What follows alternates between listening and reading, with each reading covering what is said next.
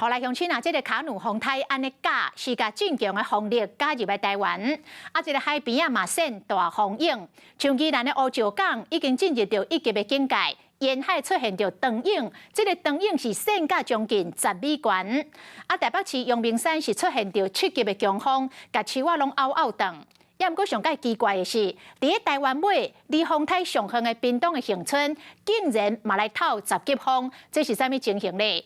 气象专家吴德言讲，这是地形压迫所产生的隔雨效应。啥是隔雨效应呢？来看咱这个报道，咱伫后半段有来解说。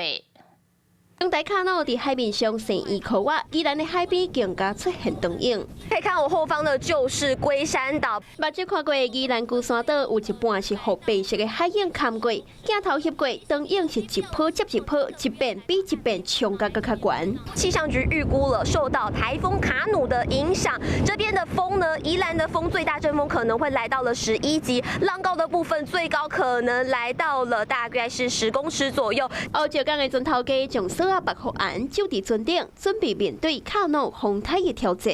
虽然台风不大，但是风很大。镜头驶来到台北的草山，风真透，当然风嘛是响真粗，树仔去互大风扇断。细型的公车无法度搁向前开，嘛无法度洗头，敢乃当一路北去落山，到较快所在才翻头。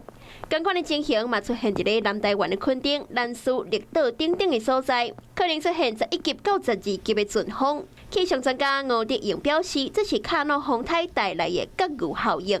隔雨的意思就是隔甲边搁较内底迄个隔，也就是讲搁较矮，而且受到压迫的位置。当卡努卡到台湾南北边仔角的时阵，大风受到地形影响，边仔角迄单位啊风速就会变搁较紧，所以风势嘛会搁较透。气象单位就警告，唔通轻忽中台卡努的威力。Hello， 我是易景，想要抢先掌握最及时的新闻资讯吗？赶快订阅、按赞、开启小铃铛，锁定华视新闻的YouTube 频道。